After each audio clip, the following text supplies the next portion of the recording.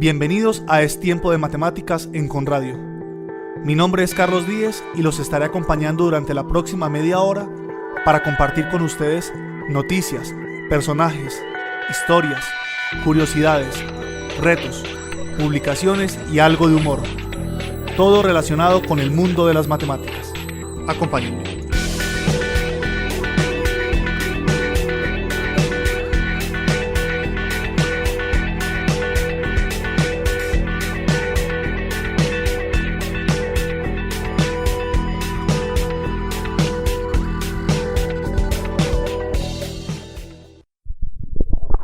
En Es Tiempo de Matemáticas, humor matemático.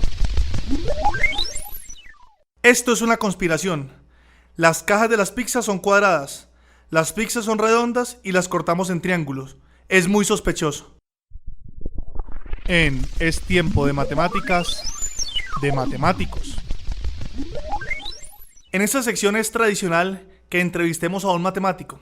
Sin embargo, a partir de este programa, aparte de entrevistar matemáticos, también voy a entrar en esta sección algunos apartes un poquito más duros de las matemáticas. No tan duros, pero un poquito más duros de las matemáticas.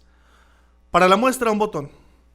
El símbolo del infinito, ese concepto tan extraño, tan poco intuitivo y que esconde tantos misterios, es uno de esos símbolos matemáticos que todos hemos visto alguna vez. Ahora, ¿cuál es la figura que describe a este 8 tumbado? Pues posiblemente mucha gente no sepa que la figura que se ha acabado adoptando para representar al símbolo del infinito se denomina lemniscata y que fue descrita por primera vez hace más de 300 años por Jacob Bernoulli. Concretamente parece ser que fue en el año 1694 cuando Bernoulli describió dicha curva.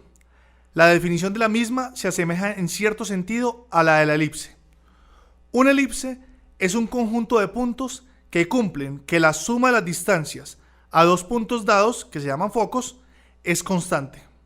Mientras que la lemniscata es un conjunto de puntos que cumplen que el producto de las distancias a dos puntos dados, que no se llaman focos en este caso, pero se parecen a los focos, es constante. Y de otra forma aproximada, también está presente en la naturaleza. El analema, que es la curva descrita por la posición del Sol, observada todos los días del año a la misma hora y desde la misma posición, se asemeja a una lemniscata. En Es Tiempo de Matemáticas, matemáticas de lo cotidiano. Todos sabemos lo molesto que es que una mesa nos cojee. En muchas partes les ponen papelitos, cartón e incluso tapas aplastadas de gaseosas a ver si se consigue equilibrar. Pero lo cierto es que puede hacerse una mesa que no cojee nunca. Es tan fácil como ponerle tres patas. Los tres extremos de las patas los podemos considerar como tres puntos y a esos puntos como los vértices de un triángulo. Este triángulo es una figura plana que se posa sin problema sobre el suelo. No importa que las patas tengan distinta longitud, la mesa seguirá sin cojear, aunque el tablero nos quede torcido. La explicación matemática para esto tiene que ver con el teorema de que tres puntos no alineados definen siempre un plano. ¿Pero qué pasa cuando la mesa tiene cuatro patas? Pues consideremos solo tres de ellas. Esas tres patas forman un plano. Si el extremo de la cuarta pata está en el mismo plano, o sea, a la misma altura, la mesa no cojeará. Pero si no, la mesa oscilará entre dos posiciones. Pero tengamos en cuenta que en cada posición hay tres patas en el suelo. De nuevo, con tres puntos no alineados se define un plano. Pero hay una cosa más sorprendente con esta propiedad. En realidad, aunque el suelo no fuera plano, sino irregular, la mesa de tres patas seguiría sin cojear. En Es Tiempo de Matemáticas, historias. Según mi opinión y la de otros matemáticos y no matemáticos, la estadística es una asignatura que todas las personas deberíamos estudiar a nivel universitario, sin importar la carrera que hayamos decidido profesar. Pero bueno, aparte de esto, seguro que las personas que hayan estudiado algo de esta rama de las matemáticas en la universidad conocerán, aunque sea por nombre, la distribución llamada T de Student. Ahora bien, ¿qué contestarían si les pregunto quién fue el creador de la T de Student? Pues creo que la respuesta obvia sería que Student. Y tendrían razón, pero ¿quién era Student? Pues en realidad Student no era el nombre o el apellido del responsable de esta distribución de probabilidad, sino que era un seudónimo. El verdadero nombre del creador de la T es William Seeley Gosset, y todo lo que rodeó al desarrollo de la misma y a la utilización de un seudónimo conforma una historia curiosa. La distribución T de Student es una distribución de probabilidad asociada a la distribución normal. Aparece cuando se quiere estimar la media de una población distribuida según una normal, cuando el tamaño de la muestra utilizada para la estimación es pequeño y la varianza de la población es desconocida. La historia del desarrollo de esta distribución de probabilidad es, como decíamos al principio, curiosa. William Seeley Gosset era un matemático y químico inglés que después de terminar sus estudios comenzó a trabajar en las destilerías de Guinness, la famosa cerveza inglesa Guinness. Él trabajaba en el control de calidad en el proceso de creación de la cerveza.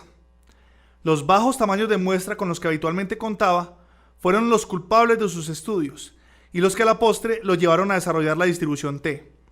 En 1908, cuando tenía 32 años, publicó el artículo The Probable Error of a Mean en la revista Biométrica, pero no con su nombre, sino con el seudónimo Student.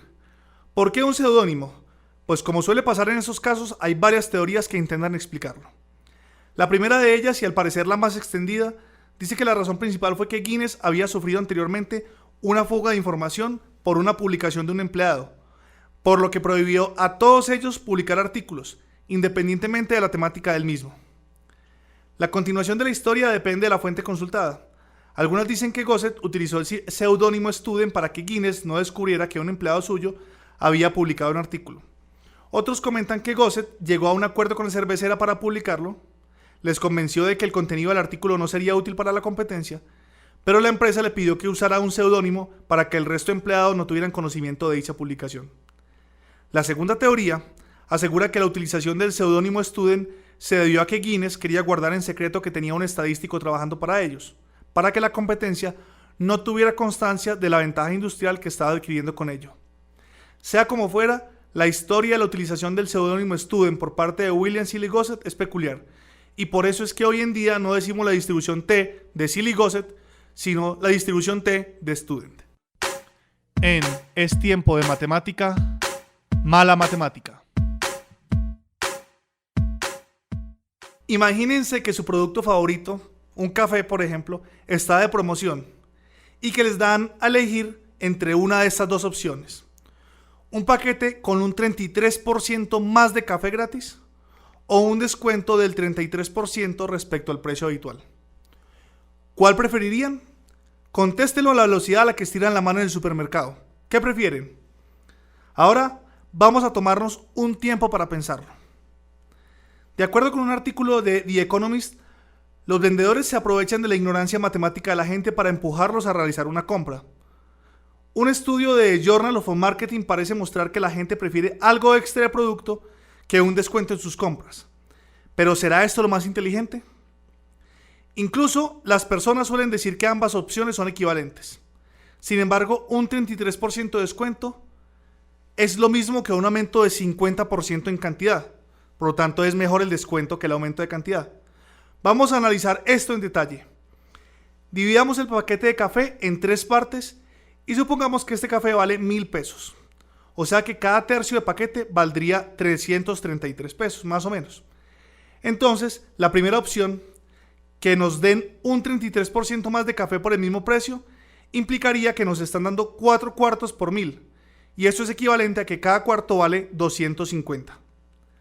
En la segunda opción, la que nos dice que nos dan un descuento de 33% sobre el precio habitual, implica que nos están dando 3 cuartas partes por 666. O sea, cada cuarto a 222 y no a 250 como en la anterior opción, lo que demuestra que esta opción es mejor. Más aún, y ya lo hemos visto antes en esta sección del programa, la gente suele tener problemas para saber cuánto es el pago final después de pasar por un descuento del 20%. Aprovechando que la gente ciega los números, los vendedores a veces aplican dobles descuentos. Así, por ejemplo, a un producto que puede tener un descuento inicial del 20%, le añaden un descuento extra del 30%. Eso no significa que el producto sea la mitad de precio. En realidad, quiere decir que uno debe pagar 56 pesos por el producto que vale 100 pesos, por ejemplo. Así que la próxima vez que vayan de compras, piénsenlo bien. En Es tiempo de matemáticas, Matemáticamente. Un grupo de 5 piratas naufraga en una isla llena de cocos en los que solo vive un mono. Después de mucho pensar en cómo sobrevivir, deciden recoger todos los cocos de la isla y amontonarlos. Después de una dura jornada de trabajo, consiguen recogerlos todos y deciden dejar el montón intacto para repartírselo a la mañana siguiente. Pero ninguno de los piratas confía en los demás. Entonces el primer pirata se levanta en la mitad de la noche, divide el montón en 5 partes y coge una parte para él. Pero al dividir el montón en 5 partes sobra un coco, así que se lo da al mono para evitar disputas. Poco después, otro pirata se levanta y vuelve a dividir el montón en 5 partes y se lleva una. Todo ello sin percatarse de la disminución del montón inicial. De nuevo, sobró un coco al hacer los 5 grupos, así que también se lo dio al mono. Como es de esperar, se levantó el tercer pirata y repitió la operación de dividir el montón en 5 partes y volvió a sobrar otro coco. Se preguntó, ¿a quién se lo dio? Pues al mono. El cuarto pirata se levanta a dividir el montón de cocos en 5 partes y se queda con la suya, y decide darle al mono un coco que sobraba al hacer los 5 submontones. Y finalmente se levanta el quinto y último pirata, divide el montón en 5 partes, le da al mono el coco que sobra y se queda su parte. Llega la mañana siguiente y se divide en el montón actual de cocos en 5 partes, lo que quedaba, sin que sobre ninguno. Esta vez el mono no tuvo coco. ¿Cuántos cocos había en el primer montón y cuántos quedan a la mañana siguiente? En Es tiempo de matemáticas, matemática curiosa. Posiblemente la más cabal representación que se haya hecho del número pi no se encuentre en la representación uno tras otro del trillón de números ya calculados por la supercomputadora japonesa de última generación, sino en un apasionado y luminoso poema de Wisława Szymborska, del que quiero compartirles algunos versos en una traducción aproximada. La caravana de dígitos que es pi no se detiene en el límite de esta página, sino que sigue más allá de la mesa, por el aire, por las paredes, las hojas de los árboles, un nido, las nubes, directa al cielo a través de la inmensidad celestial. En cuanto a las definiciones de ese número totémico e infinito que sigue suscitando pasiones de geeks y nerds de toda clase, abunda casi tanto como sus cifras, aunque yo prefiero la euclidiana, que hacía referencia a la relación constante entre la circunferencia y su diámetro, como si se tratara de un matrimonio perfectamente avenido en el que un cónyuge engorda cuando lo hace el otro y siempre en la misma proporción. De pi se ha dicho casi todo, y la mayoría de lo que del misterioso número se predica remite de algún modo a la poesía. Incluso sus atributos matemáticos participan de esa especie de aura vertiginosa y escurridiza que ha fascinado a todos los que se han dejado las cejas escrutándolo. Se dice que un número pi es irracional, o sea que no puede expresarse en fracciones de 2 números enteros, y que es trascendente, no es raíz de ningún polinomio con coeficientes enteros. Su extravagante pedigrí matemático lo sitúa muy por encima de sus pobres hermanos sin cualidades reseñables. Pi es un símbolo místico, una representación de lo inabarcable. Para que se hagan una idea, empleando solo los 50 primeros decimales de pi, podríamos describir con precisión la curvatura del universo. ¡Qué escalofrío! Bueno, pues afortunadamente ese número es de todos y no pertenece a nadie, como el aire. Michael Simon, un juez de Nebraska, acaba de dictar sentencia en la demanda interpuesta por el músico de jazz Lars Erickson contra el también músico Michael Blake. El segundo compuso el año pasado una melodía electrónica a la que bautizó What Pi Sounds Like, ¿cómo suena pi?, basada en la atribución de una nota musical a cada uno de los primeros números de la serie pi. El tipo colgó su obra en YouTube y se hizo famoso inmediatamente. Blake la escuchó y la encontró demasiado parecida a su propia composición Pi Symphony, Sinfonía Pi, que había registrado en 1992 y que también se basaba en el mismo procedimiento, y por esto demandó al colega. El juez, un auténtico Salomón de Nebraska, ha resuelto que Pi no está sujeto a derechos de autor. Is a non-copyrightable fact, reza la sentencia. Así como tampoco lo es la idea de transformarlo en música, porque el diseño resultante de notas es una expresión que tampoco es susceptible a derechos de autor. Esto es un alivio. Ahora podremos seguir experimentando y jugando tranquilamente con el número. Se me olvidaba, el juez Simon ha tenido el buen gusto de sentar jurisprudencia en el día de pi, que es el 14 de marzo. el mismo, por cierto, en que celebramos el cumpleaños de Einstein. En Es Tiempo de Matemáticas, la reseña. Últimamente estoy siendo algo alternativo en esta sección, sin perder el tinte que la caracteriza, que es de hacer mención a manifestaciones literarias de todo tipo relacionadas con matemáticas. Hoy quiero presentarles 6 tweets, es decir, publicaciones en Twitter, que sin lugar a dudas es una nueva forma de manifestación literaria y que aparecieron en el blog Cambalache 314, La Vidriera Irrespetuosa. Estos tweets están relacionados con amor, romance y matemáticas, y todos, como es natural, miden menos de 140 caracteres. El primer tweet dice: tus ojos son atractores extraños donde mi mirada se pierde en órbitas no periódicas. El segundo dice: este final no tiene sentido, decía el crítico anumérico de mi cuento enumerable. El tercer tuit dice: la ecuación diferencial de los 3 cuerpos es irresoluble en la práctica, dice la matemática. Mi mujer piensa lo mismo. El cuarto tuit dice: puede que el universo sea finito, pero mientras sigan mirándome así, no podré creérmelo. El quinto tuit dice: amor compacto, jamás, de tus caricias no quiero extraer un recubrimiento finito. Y el sexto tuit dice: no pongas límites a mis funciones, aspiro a un entorno infinito. A ver quién se anima a tuitear así. Hasta aquí el programa de hoy. Mi nombre es Carlos Díez y los espero en una nueva emisión de Es Tiempo de Matemáticas, aquí en Conradio, la emisora de Konrad Lorenz. Y terminamos como siempre citando: todo matemático digno de ese nombre ha conocido, puede que solo en momentos excepcionales, esos estados de exaltación lúcida en que los pensamientos se encadenan de forma milagrosa y en que el inconsciente, sea cual sea el significado que se le atribuya a esta palabra, también parece formar parte. André Weil.